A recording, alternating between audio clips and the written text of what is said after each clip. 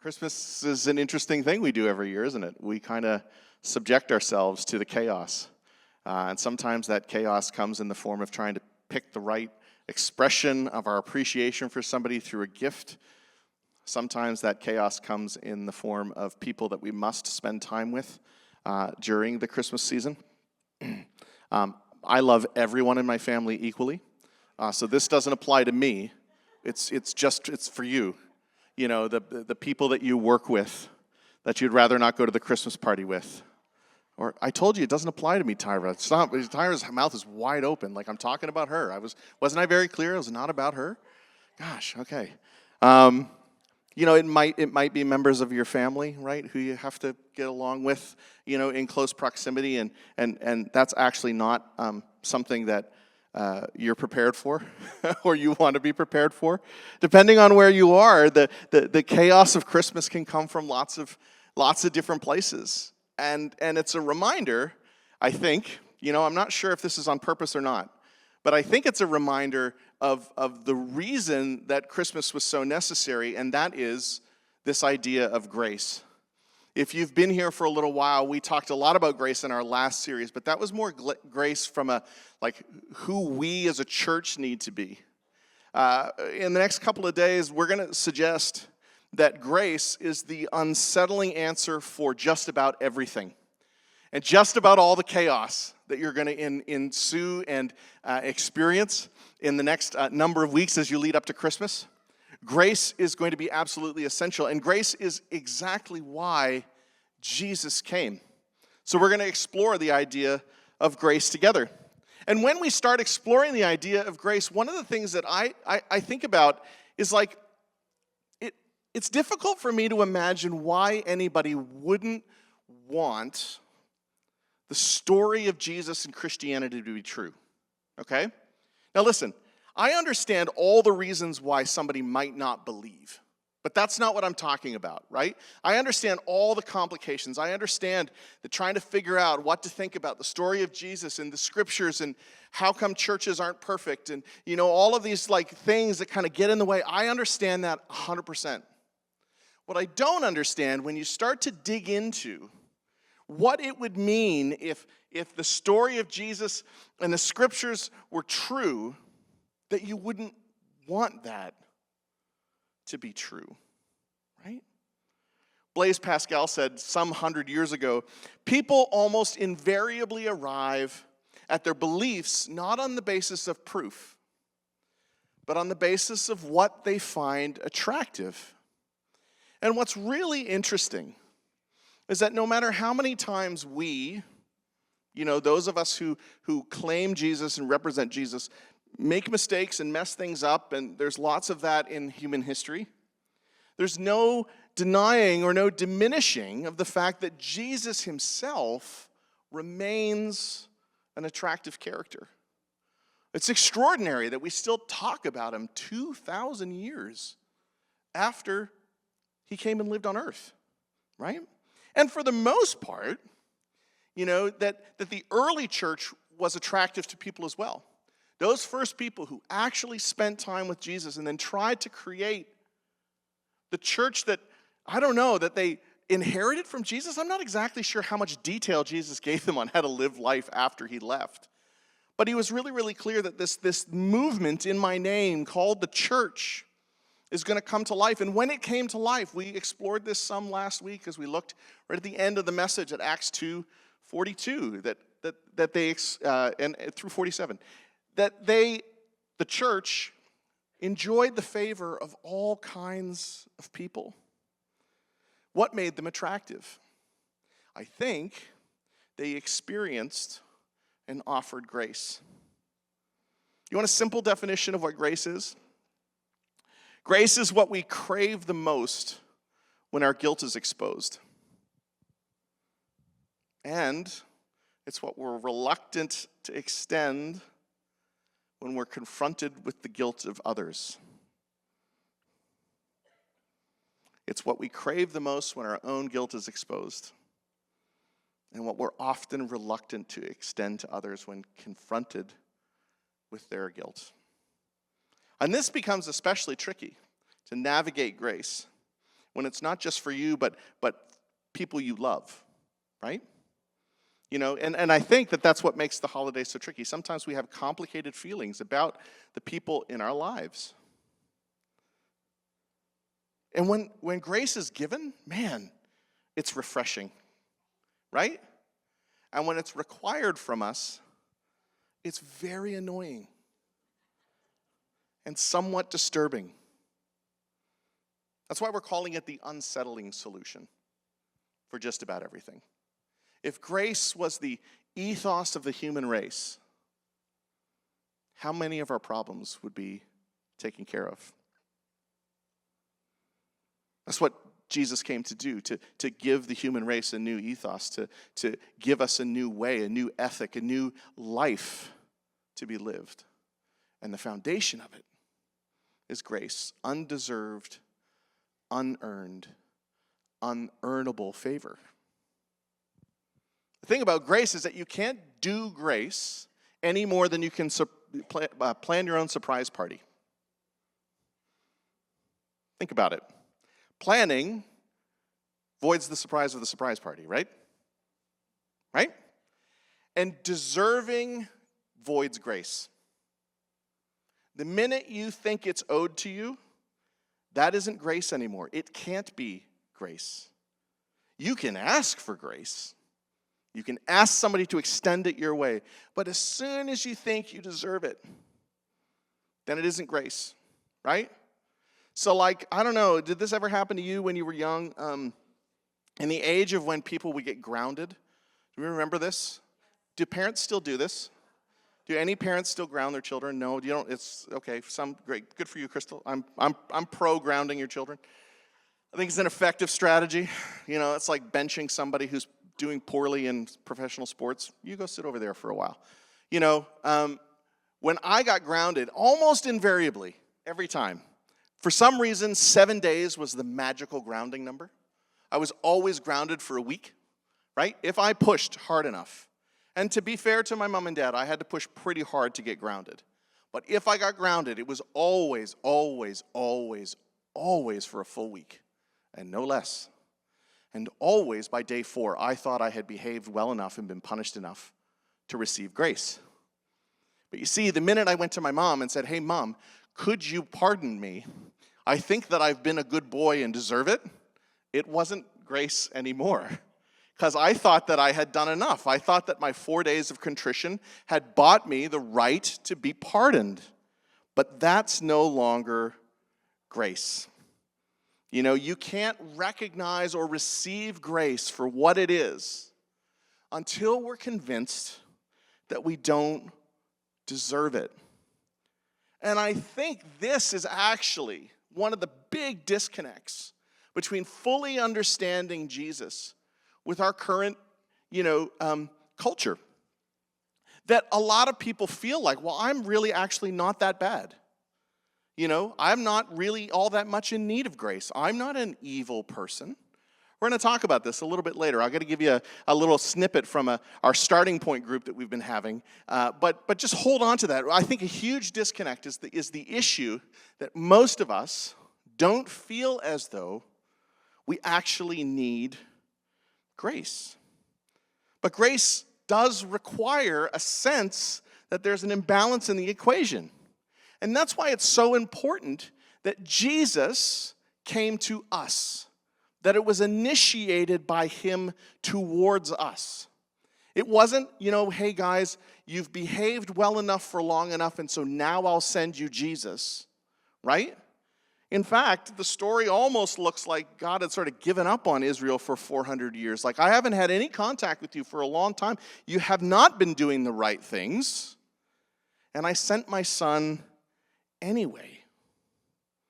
So during the month of December, we're going to take this slightly different angle on Christmas, right? I'm not going to really talk about shepherds or wise men or donkeys or, stables or any of those things. But what I do want us to have a conversation about is, why is the Christmas story so necessary for us? So this morning, we're not starting in Matthew or Luke, which is usually where we turn at this time of year to read Christmas stories. I want us to start in the Gospel of John together. If you have a copy of the Scriptures with you, you can open it up. If it's analog, digital, or otherwise, that's okay. If not, good news, we've still got it on the screen. Hopefully that works. If not, we're not going to fix it again. So John chapter 1, verse 14, that's where we're starting this morning. When John, who I'll remind you was there and present with Jesus, very important that we remember, all the things that we look at this morning were eyewitness accounts. It was somebody who actually saw Jesus live and followed him. This is what John says about when Jesus came in the world. He doesn't talk about stars or wise men or Herod or any of those other things. This is what John says. John says, the Word became flesh and made his dwelling among us. The Word representing Jesus. Why? Well, there's lots of different reasons we could give for that. That's a complicated and complex metaphor. One of the things that we should hear when we hear Jesus referred to as the Word is that Jesus was God's explanation for everything that we needed to know about God. Right? Later on in the Scriptures it says he was the full embodiment of God in human form. Right? So everything you need to know about who God is and how he behaves can be understood through the person of Jesus. That's why he's called the Word. He's God's explanation. We have seen his glory, John continues to say. The glory of the one and only Son. In other words, understand, I'm not telling you about something I don't know. I'm telling you about something I have seen myself. We literally saw the things that I'm about to recount from you. You've seen the glory of the one and only Son, who came from the Father, full of grace and truth. There's that idea again. Again, if you've been with us for the last number of weeks, grace and truth is there. If not, that's okay. Let me explain. It's not the balance of grace and truth that John is talking about here. It's very important to understand. That's the balancing grace and truth is what we try to do when we compliment somebody's haircut that we don't like. Okay? Right? You've done this before. I know you have. I know you've seen somebody's hair and you went, I'm so excited for how that makes you feel. Right? And you didn't in that moment have to say, I think it looks terrible, but I love you. Right? What we're trying to do, we're trying to balance grace and truth. We're trying not to hurt somebody's feelings while not lying to their face, right? This is not Jesus. Jesus was full, 100% of grace and 100% of truth all the time. Jesus was not afraid to call a spade, a sin, or a sinner, and then lay down his life for them anyway. Jesus was all grace and all truth all the time. John and the other disciples, they saw this in action regularly. And this is what leads John to conclude near the end of his recounting of Jesus' life, right? John towards the end, he doesn't actually write it, he probably dictated it, dictates John, tells the story of his life with Jesus towards the end of his life. He's an old man. He's reflecting back on everything that he has seen Jesus do and concludes that God is love. And that Jesus was God's love manifested in human form. John was there when Jesus invited Matthew to follow him. You can read about this in Matthew chapter 9, verses 11 through 13. It says this, when the Pharisees saw this, they asked his disciples, why does your teacher eat with tax collectors and sinners? And we would probably be inclined to say something like, along the lines of our haircut thing, don't you call Matthew and his friends sinners? That might hurt their feelings. They might raise our taxes, right? If you had a Canada Revenue Agency guy in your house and you called him a crook, it's probably not a good idea. You probably find a different thing to say to him, right? Jesus does the grace and truth thing. He calls a spade, and then he invites Matthew to follow him. Watch what he does. On hearing this, Jesus hangs out with tax collectors and sinners. Jesus doesn't say, no, don't call them sinners. Here's what he says. He says, on hearing this, Jesus said, it's not the healthy who need a doctor, but the sick. Can you imagine being Matthew in that moment? Jesus, did you just call me sick? Is that what you just said? And Jesus was like, yeah, because stealing from people, Matthew, is sick. You shouldn't do that. And you know what? The solution, follow me. Come on. Even though you're a crook, even though you're a criminal, even though you're stealing from people, even though you're sick, I want you to be a part of my inner circle. I want you to be my friend. And the Pharisees cannot believe this. So Jesus gives them some instructions. Go and learn what this means. I desire mercy, not sacrifice. For I have come to call not the righteous, but sinners. Jesus might have said, although this is maybe a little cheesy, I'm not afraid to call a sinner, and I'm not afraid to go to their house for dinner.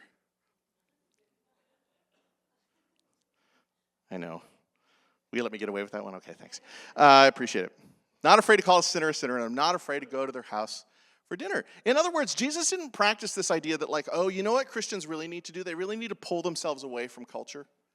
We just need to all huddle and stay on our own. No. Jesus was like, no, your purpose, my purpose, is to be with and next to these people. Because that's who needs the good news. That's who needs the word. That's who needs the explanation of everything that I'm about. And incidentally, of course, the Pharisees needed it too.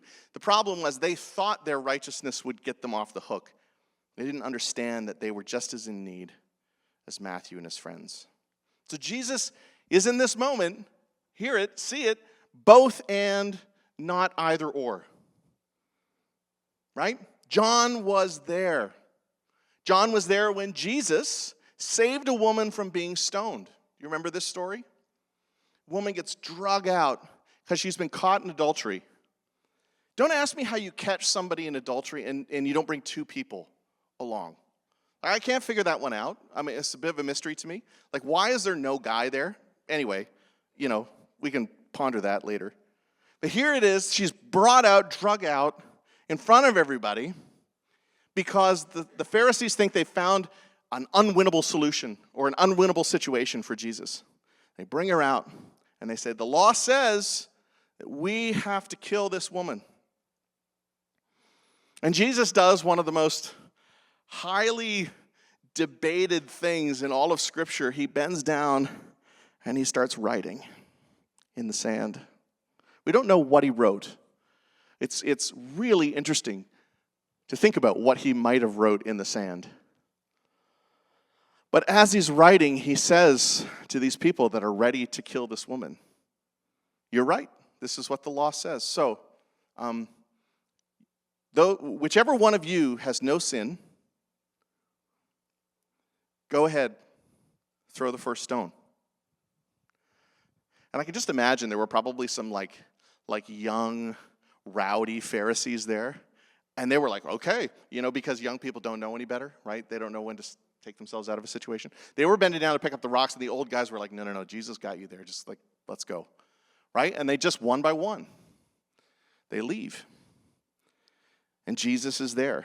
And what does he say to her, right? He's just saved her life. Go and leave your life of sin. But neither do I condemn you. And in that moment, Jesus reframes everything. How could somebody be guilty but not condemned? Because under the old law, that woman deserved death, and they would have given it to her without thinking twice about it. And Jesus comes, and suddenly there's a new standard.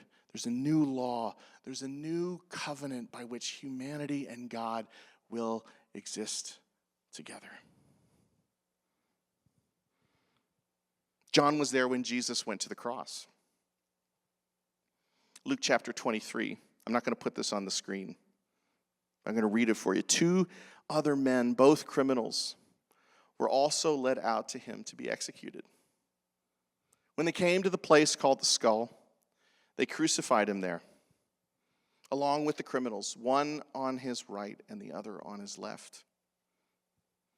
The people stood watching, and the rulers, and even they sneered at him, and they said, "He saved others, let him save himself. If he is God's Messiah, the chosen one, let him save himself."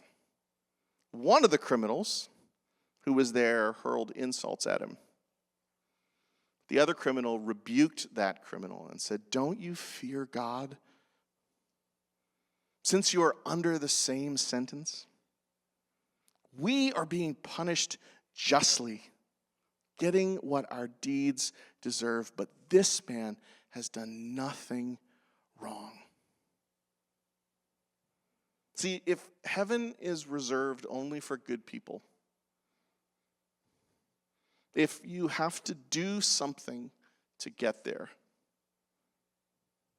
this guy had no chance. No chance whatsoever. His life was over. There was no opportunity for rededication of his life, no chance to make amends, no opportunity to offer restitution.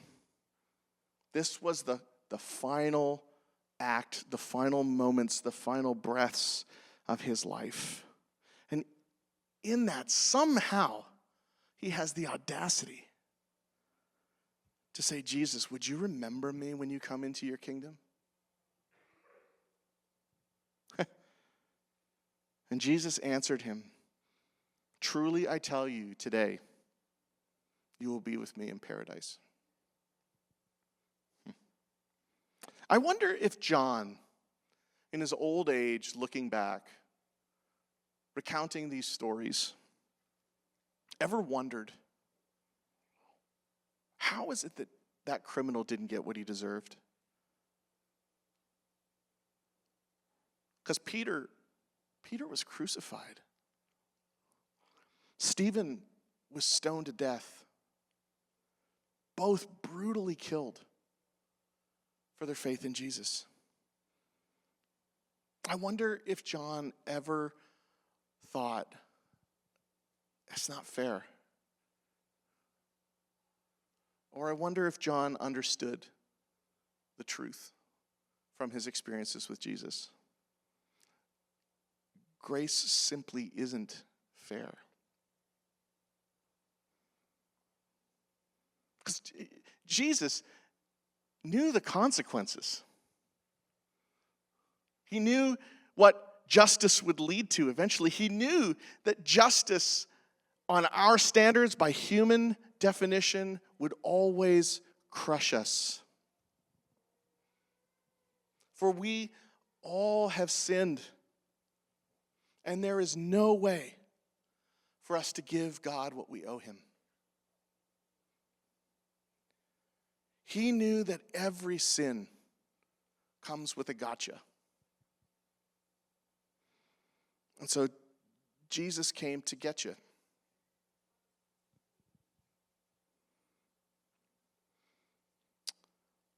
That's why I can't imagine that anybody wouldn't want this to be true.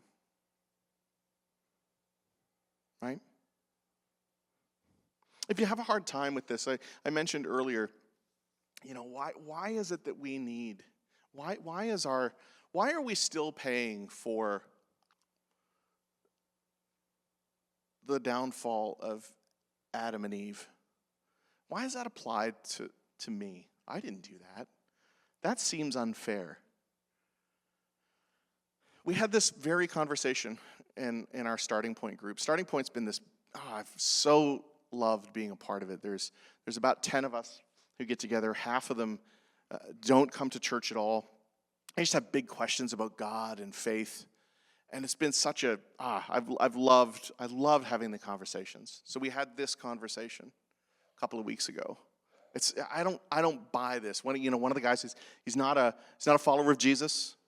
I don't buy into this. I don't understand why I need to be punished for something that, Adam and Eve did however long ago that was. And I said, Think about it this way. We're not actually told how long, or at least there's debate about how long Adam and Eve spent in the garden with God under ideal circumstances, right? There's no like, hey, Adam and Eve were there for 46 weeks or whatever. It's not recorded for us. We have no idea how long it took to go from the warning, don't eat of that tree, to, let's give it a shot. I'm willing to risk my life. You said I would die. Let's put it to the test. We're not told how long that would take. Now, here's the question. Given enough time and opportunity, can you honestly say that at some point you wouldn't break faith with God? Given enough time and opportunity, can any of us stand on solid ground and say, I would never do that? And that person who was having a hard time, he looked at me and I asked him that question and he said, no, I suppose not. And I said, that's the point. The point is that we're all prone to the same terrible decisions. Given free will and given enough time and opportunity, all of us will choose the lesser path at some point. And in that moment, require grace. And that's what makes Jesus still so attractive 2,000 years later. Grace is on display for the world to see. Time and time again, the scriptures, the gospels tell the story of Jesus living a life full of grace and truth. And when grace is on display, people seem to want it to be true even before they believe it's true. Jesus said it this way: the law and the prophets were proclaimed until John, Jesus' cousin, John the Baptist. Since that time, the good news of the kingdom of God is being preached, and everyone is forcing their way into it. Jesus, the good news in a person. When the angels came and announced his birth to those shepherds, what did they say? Good news of great joy. The reason for that joy is summed up in a single word: grace. It's an invitation to you and I, just like it was an invitation to Matthew. I know all about you. I know all of it. I know everything. And I still want to be your friend. Come, follow me. I will lead you away from your life of sin. No, I haven't forgotten what you've done. It's better than that. I remember all of it and love you anyway. So come, follow me. Jesus, we can't help but be attracted to who you are, to what you have offered. God, help us to ponder deeply today as we kind of start our Christmas celebrations, as we go through all the chaos of the next number of weeks, when the limits of our patience is tested. Curveballs come our way. Things don't go the way we want. And we are tempted to lash out, tempted to treat people the way that they deserve, that there is an unsettling option. And it's the same unsettling option you've offered to us. Grace on grace on grace. And help us to live that out today, tomorrow, every day. We ask in Jesus' name. Amen. Got to check my phone here because I at least have one announcement for you before I let you go. Right. We just want to continue to thank the church family for your generosity. You enable us as a group. Sometimes it's the staff. Sometimes it's our volunteers. We want to give a huge thank you to everybody who came out super early this morning and helped us to get some photos for neighborhood families with Santa. It was awesome. Beth and her team did a fantastic job putting that on. So if you see her again, give her a super big high five. And all the volunteers we really appreciate. But honestly, there's resources that need to go into things like that. There's resources every time we open our building and offer it out to the community, which we try to do on a regular basis. And we get to do that together. Thank you for those of you who have taken time to make a plan to support the church that you love. If you haven't yet done that, if you're new and you're considering it and you'd like to get involved, there are some really simple ways. There's a QR code up there on the screen. Will take you to our giving page. Super easy to set up a one-time or recurring donation there. And another thing that we would encourage you to do while you're there is to consider getting the app for our church. It's called the Church Center app. When you first log in, it'll ask you where you are or check out where you are. And we do a lot of our announcements through that system. So if you kind of want to know what's going on here, we gave you the big three this morning, about what's coming down the pipe in the next couple of weeks. But you can pre-register for things. We've got the Deep and Wide conference that we're going to run in January is already up there, and a whole bunch of other things that you could sign up for. We would love for you to be in the know. So if you have a few minutes, go to the App Store on either Android or iPhone and grab that app. That's the advertising moment for this morning. Thank you so much for bearing with me. We love you so much, church. We're so glad that you're here. Thank you for your graciousness on all of our technical bobs at the beginning of the week or at the beginning of the morning. We'll try and fix those before next week so we don't have to do that again, okay? Have a really great week and stay out. I think we've still got some treats out in the hall. We would love for you to hang around and enjoy those.